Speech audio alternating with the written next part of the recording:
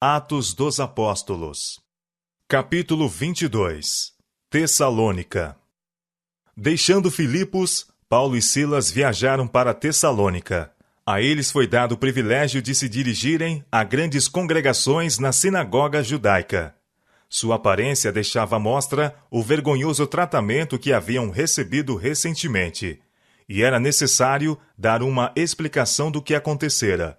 Isso fizeram eles sem se exaltar, mas exaltando aquele que operara seu livramento. Ao pregar aos Tessalonicenses, Paulo recorreu às profecias do Antigo Testamento concernentes ao Messias. Cristo, em seu ministério, tornara claras aos seus discípulos estas profecias. Começando por Moisés e por todos os profetas, explicava-lhes o que dele se achava em todas as Escrituras. Lucas, capítulo 24, verso 27.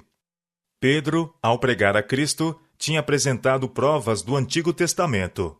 Estevão procedeu de modo idêntico. Também Paulo, em seu ministério, recorreu às passagens que prediziam o nascimento, sofrimento, morte, ressurreição e ascensão de Cristo. Pelo inspirado testemunho de Moisés e dos profetas, provou cabalmente que Jesus de Nazaré era o Messias, e demonstrou que, desde os dias de Adão, foi a voz de Cristo que falara por intermédio dos patriarcas e profetas. Profecias claras e específicas haviam sido feitas relativamente ao aparecimento do prometido. A Adão fora dada a certeza da vinda do Redentor.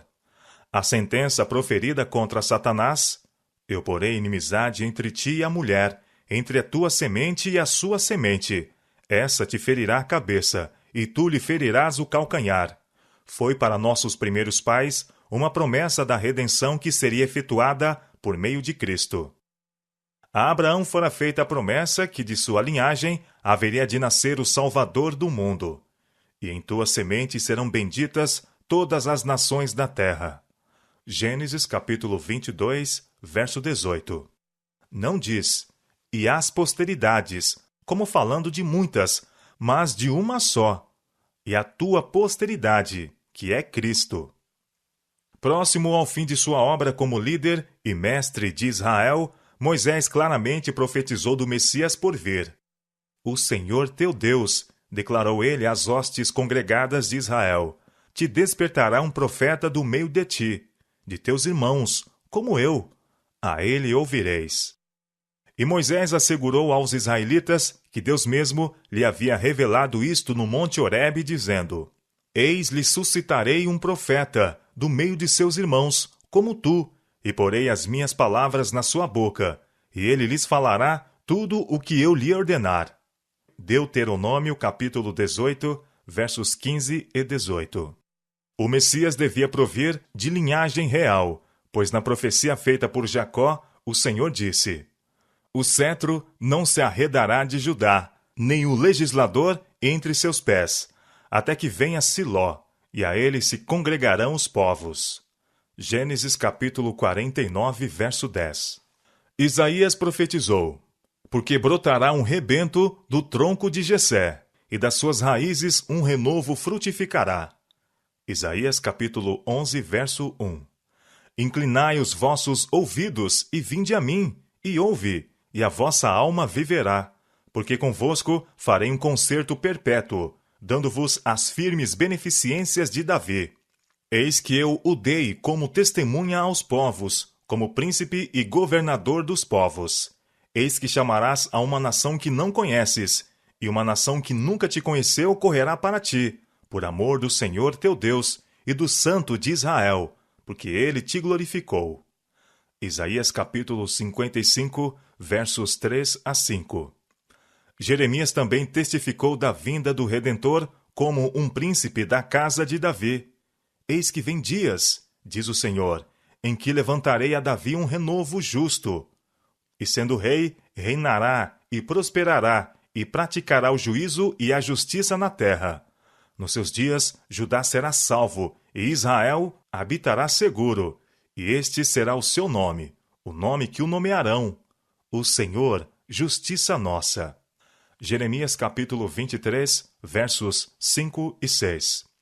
E outra vez, Assim diz o Senhor: nunca faltará a Davi varão que se assente sobre o trono da casa de Israel, nem aos sacerdotes levíticos faltará varão diante de mim, para que ofereça holocausto e queime ofertas de manjares, e faça sacrifício todos os dias.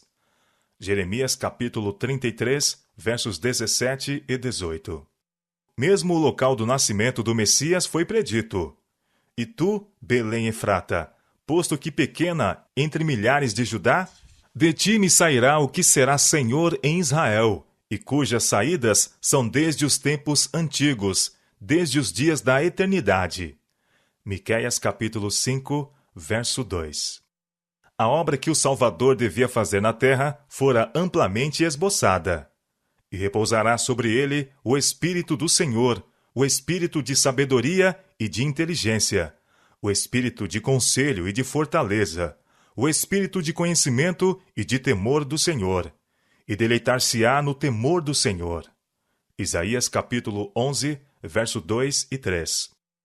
Aquele que assim fora ungido devia pregar boas novas aos mansos, restaurar os contritos de coração, proclamar liberdade aos cativos e a abertura de prisão aos presos, apregoar o ano aceitável do Senhor e o dia da vingança de nosso Deus, consolar todos os tristes, ordenar acerca dos tristes de Sião que se lhes dê ornamento por cinza, óleo de gozo por tristeza, vestido de louvor por espírito angustiado, a fim de que se chamem árvores de justiça, plantação do Senhor, para que ele seja glorificado.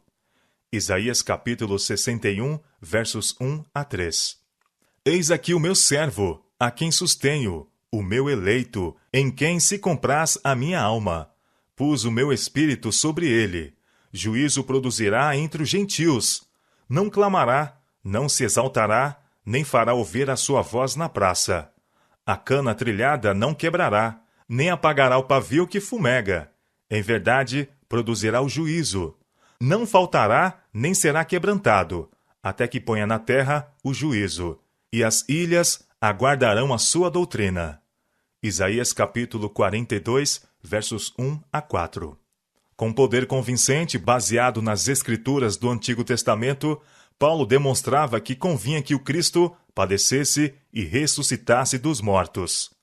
Atos capítulo 17, verso 3. Não havia Miqueias profetizado? Ferirão com a vara no queixo ao juiz de Israel? Miqueias capítulo 5, verso 1. E não havia o prometido profetizado de si próprio por intermédio de Isaías? As minhas costas dou aos que me ferem, e as minhas faces aos que me arrancam os cabelos. Não escondo a minha face dos que me afrontam e me cospem. Isaías capítulo 50, verso 6. Por intermédio do salmista, Cristo havia predito o tratamento que receberia dos homens. Mas eu sou opróbrio dos homens e desprezado do povo.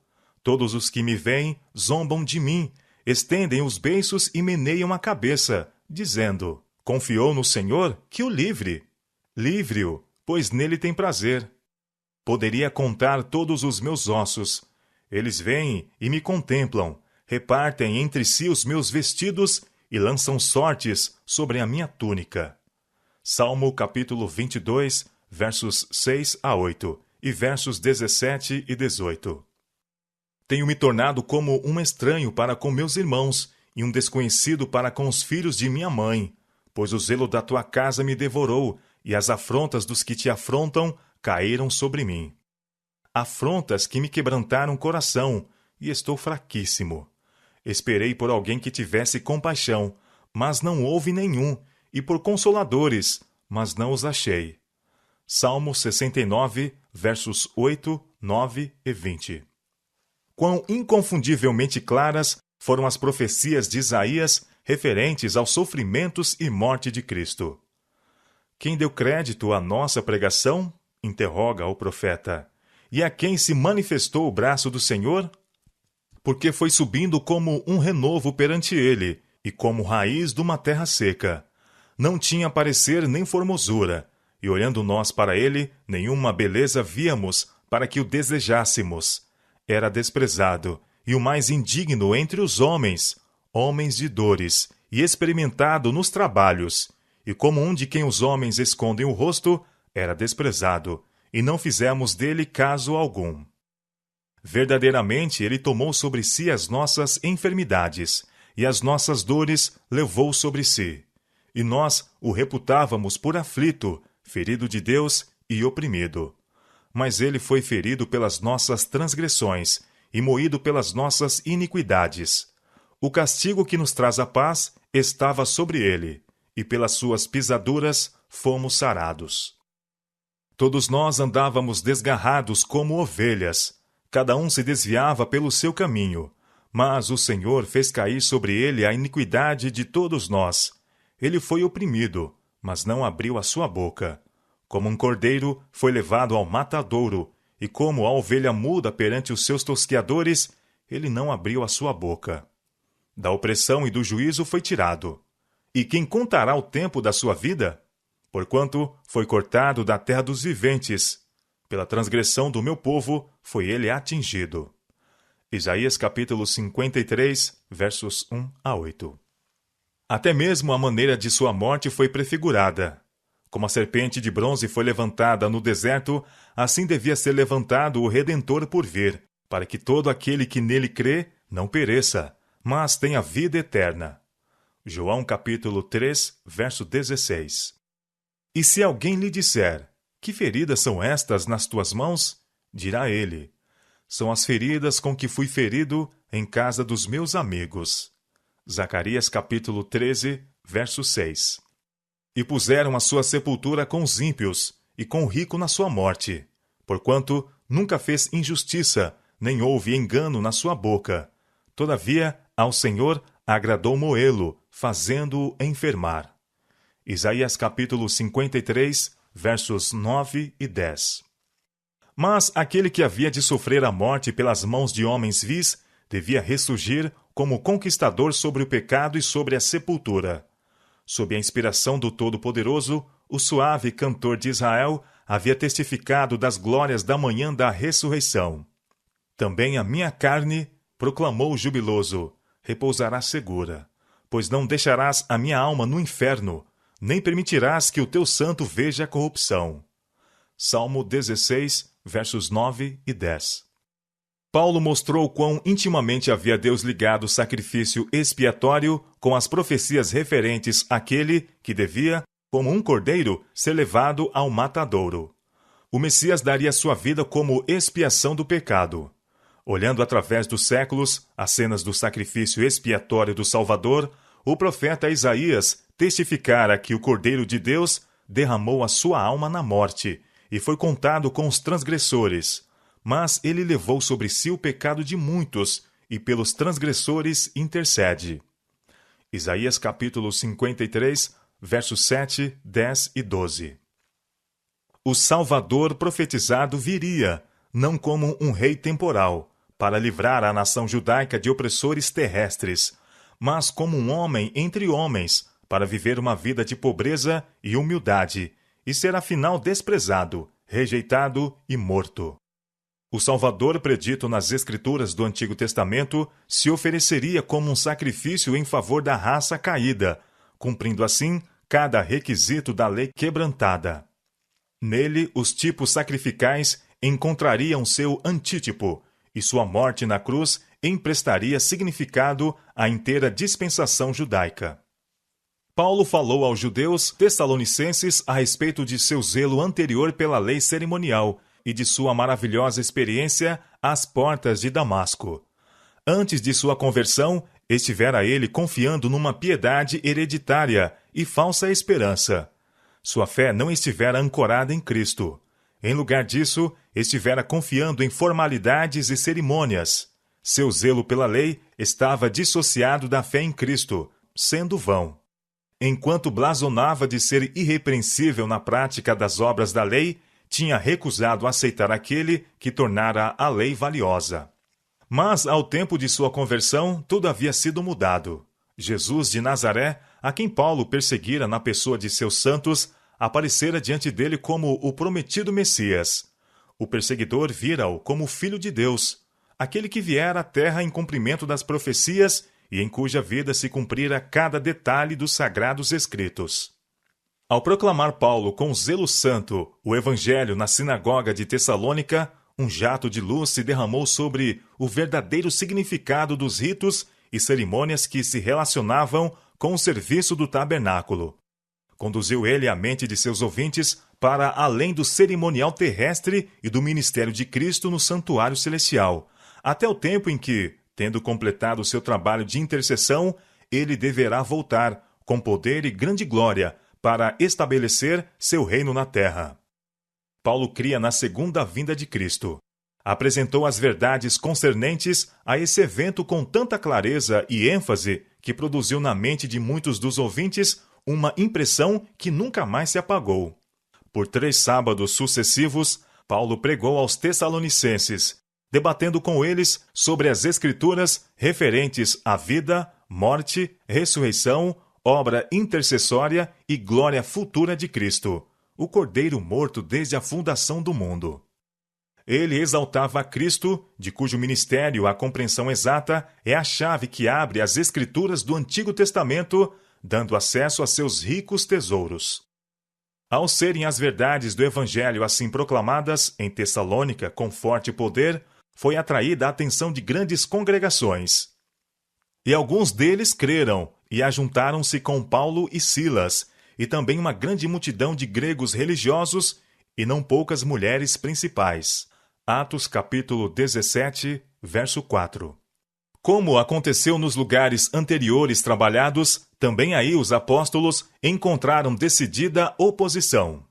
Mas os judeus desobedientes foram movidos de inveja. Esses judeus não estavam, então, nas boas graças do poder romano, porque não fazia muito tempo haviam levantado uma insurreição em Roma. Eram olhados com desconfiança e sua liberdade estava, até certo ponto, restringida. Agora, viam eles uma oportunidade para tirar vantagem das circunstâncias, para readquirirem o favor e, ao mesmo tempo, lançar a culpa sobre os apóstolos e conversos do cristianismo. Isso procuraram executar, unindo-se com alguns homens perversos dentre os vadios, por cujo intermédio alvoroçaram a cidade, e assaltando a casa de Jason, na esperança de encontrar os apóstolos. Mas não encontraram Paulo nem Silas. Porém, não os achando, a turba desatinada pelo desapontamento trouxe Jason e alguns irmãos à presença dos magistrados da cidade, clamando: Estes que têm alvoroçado o mundo chegaram também aqui, os quais Jason recolheu. Todos estes procedem contra os decretos de César, dizendo que há outro rei, Jesus. Atos capítulo 17, versos 5 a 7. Como Paulo e Silas não fossem encontrados, os magistrados prenderam os acusados crentes para manter a paz. Temendo mais violência, logo os irmãos enviaram de noite Paulo e Silas a Bereia. Atos capítulo 17, verso 10. Os que hoje ensinam verdades impopulares não se devem desanimar, se por vezes encontram, mesmo por parte dos que se dizem cristãos, recepção não mais favorável que é dispensada a Paulo e seus companheiros, por aqueles por quem trabalham. Os mensageiros da cruz devem armar-se de vigilância e oração, avançando com fé e ânimo, trabalhando sempre no nome de Jesus. Devem exaltar a Cristo como mediador do homem no santuário celestial, como aquele em quem se centralizam todos os sacrifícios da dispensação do Antigo Testamento, e por cujo sacrifício expiatório os transgressores da lei de Deus podem encontrar paz e perdão.